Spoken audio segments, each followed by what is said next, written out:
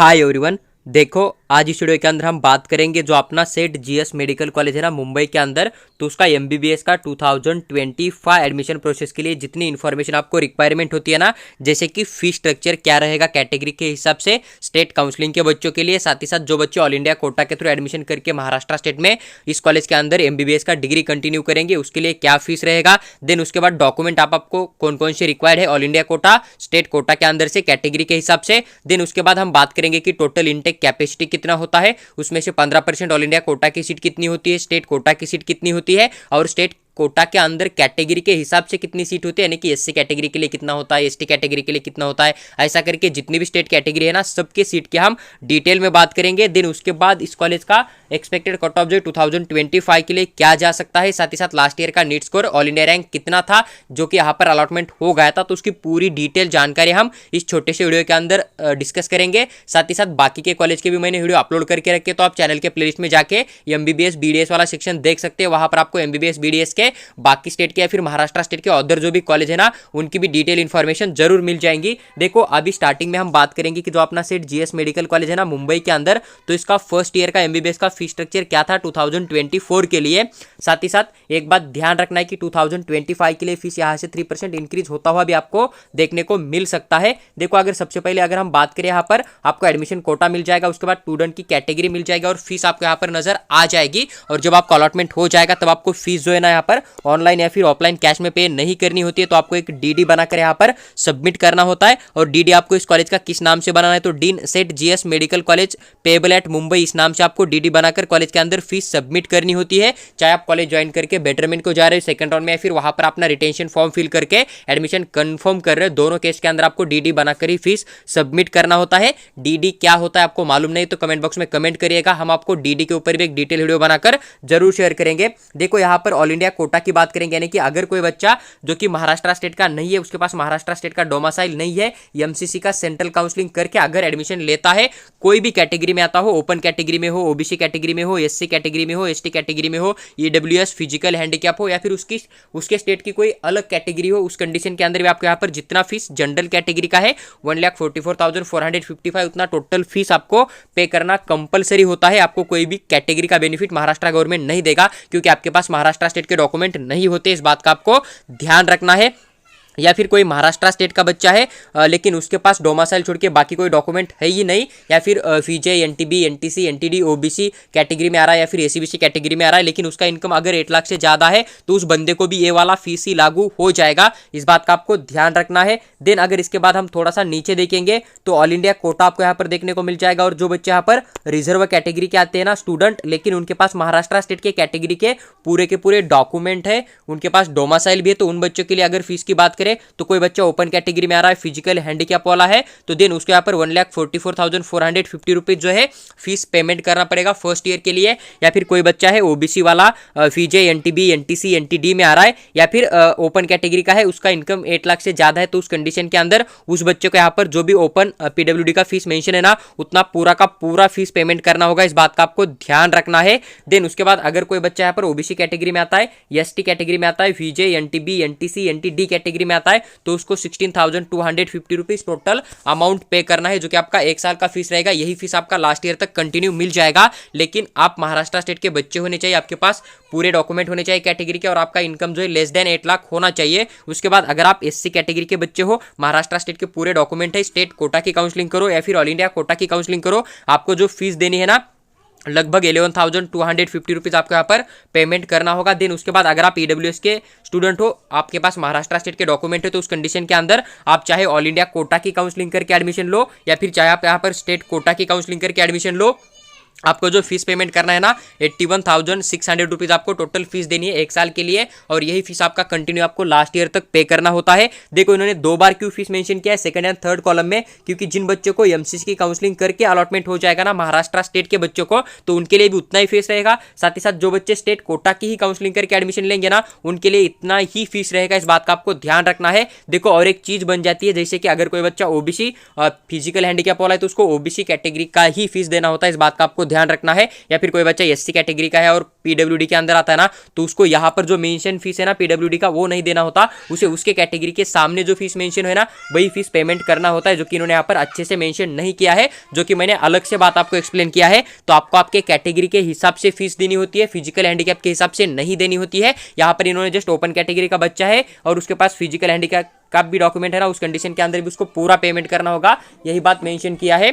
इसलिए आपको SC category का बच्चा होगा और वो अगर फिजिकल हैंडीकैप होगा तो इसको वहाँ पर जितनी फीस मेंशन है 11,250, तो उतना ही फीस आपको पेमेंट करना होगा। अगर बात करें कि डीडी आपको किस नाम से बनाना है, तो आपको जो भी पेमेंट देना है ना डीडी के फॉर्म में देना है, और डीडी आपको in favour of dean set GS medical college payable eight Mumbai इस नाम से आपको बनाकर सबमिट करना पड़ेगा। देखो इन्होंने यहाँ पर कुछ बातें मेंशन की स्कॉलरशिप के रिगार्डिंग। एक महाडीबीटी का वेबसाइट होता है, वहां पर जाके आपको फॉर्म फिल करना होता है, देन वहां से आपको स्कॉलरशिप मिल जाती है। तो वही बात इन्होंने यहाँ पर मेंशन की है, आप यहाँ पर बिल्कुल रीड कर सकते हो। देखो इसके बाद अगर हम बात करें यहाँ पर कि आपके पास डॉक्यूमेंट कौन कौन से होने चाहिए, हॉस्टल की अगर बात करें तो यहाँ पर hostel facilities boys and girls दोनों के लिए आपको मिल जाएगा। Hostel facility is not available for the first MBBS student, मतलब आपको फर्स्ट ईयर में यहाँ पर कोई भी हॉस्टल फैसिलिटीज नहीं है, इन्होंने यहाँ पर साफ साफ मेंशन किया है। और हॉस्टल के लिए कौन कौन से डॉक्यूमेंट चाहिए वो भी चीज़ें इन्होंने यहाँ पर मेंशन की है, तो आप यहाँ पर रीड कर सकते हो। लेकिन हॉस्टल फर्स्ट ईयर में नहीं है, सेकंड ईयर से आ जाएगा।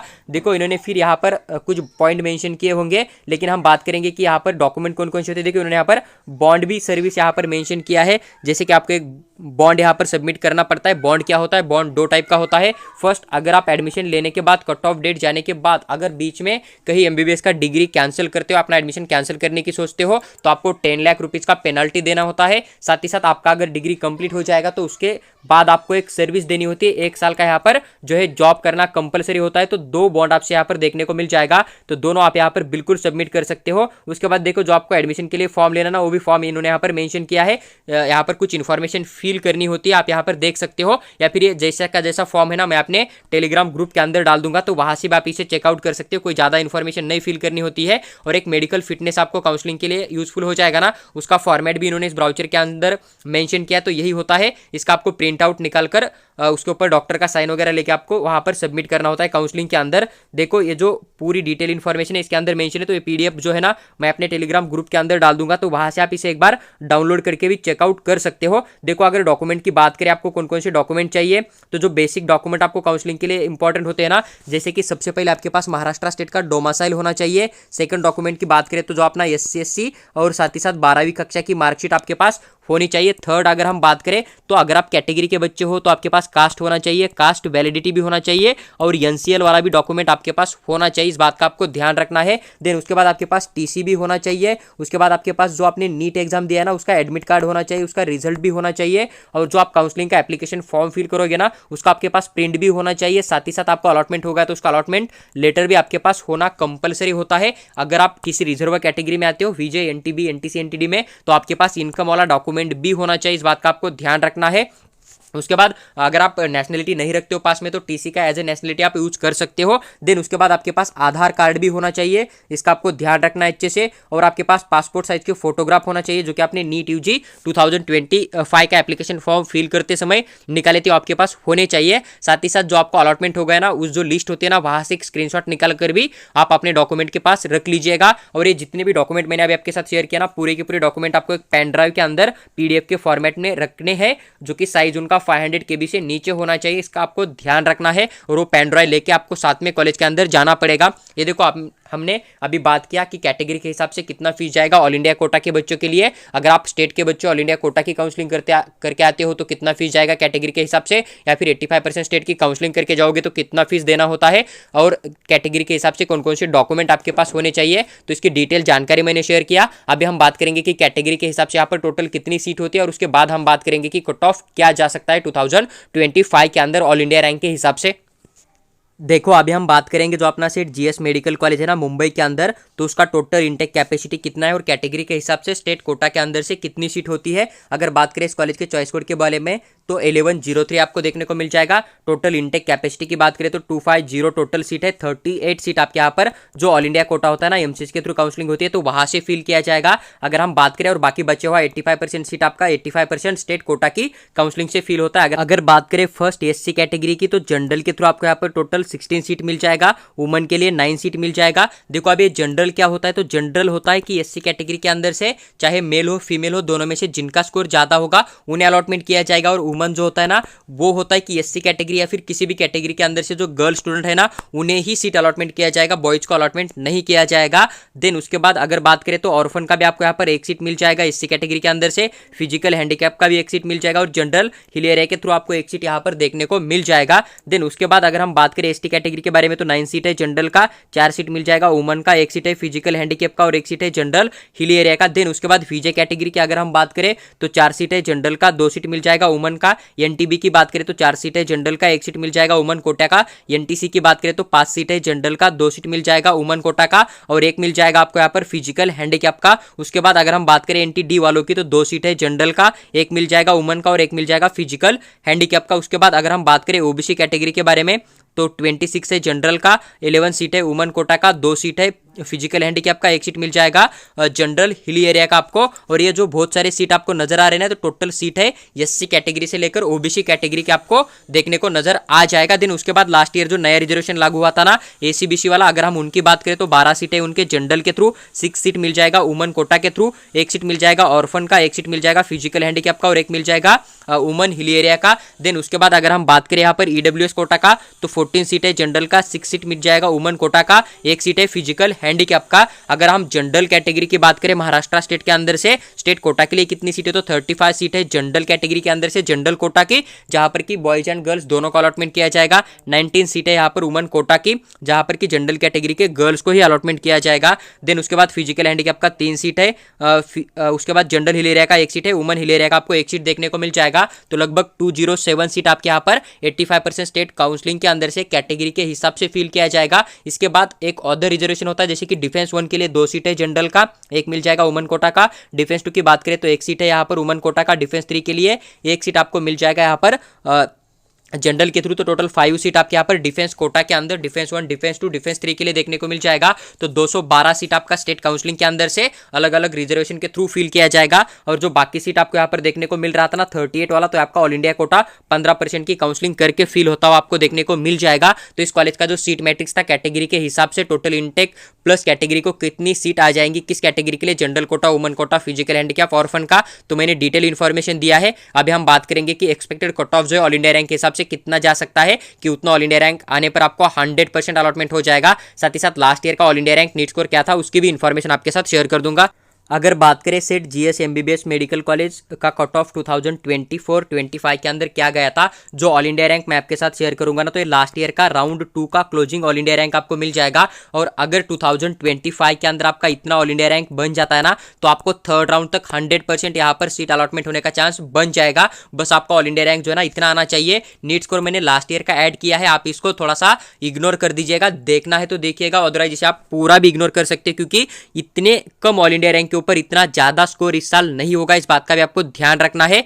देखो यहाँ पर अगर हम बात करें एससी कैटेगरी का, तो जो जनरल कोटा होता है उसके थ्रू अगर हम बात करें तो 26,525 तक अलॉटमेंट हो गया था लास्ट ईयर राउंड 2 के अंदर। वही अगर हम बात करें एससी कैटेगरी वुमन कोटा के लिए, तो लगभग 24,668 ऑल इंडिया रैंक तक अलॉटमेंट हो गया था। एससी कैटेगरी के अंदर से हिली एरिया के कट ऑफ की बात करें तो 20,887 आपको जो है ऑल इंडिया रैंक देखने को मिल जाएगा, जहां पर कि आपको एक श्योरिटी के साथ थर्ड राउंड तक अलॉटमेंट होने का चांस बन सकता है। एसटी कैटेगरी की अगर हम बात करें तो जनरल के थ्रू लगभग 1,03,241 तक अलॉटमेंट होने का चांस बन सकता है 2025 के अंदर। ये all India rank last year का राउंड 2 का है, इस बात का भी आपको ध्यान रखना है। वुमन कोटा की अगर हम बात करें तो 82,628 लेके चलेगा। हिल एरिया की बात करें तो 1,08,142 आप यहाँ पर लेके चल सकते हो। फीजे कैटेगरी की अगर हम बात करें जनरल के थ्रू तो 2,913 आप यहाँ पर लेके चलिएगा। वुमन कोटा की अगर हम बात करें तो 16,947 आपको ऑल इंडिया रैंक देखने को मिल जाएगा। इतने ऑल इंडिया रैंक को तो आपको यहाँ पर अलॉटमेंट हो सकता है, या फिर इस साल अगर विजय कैटेगरी का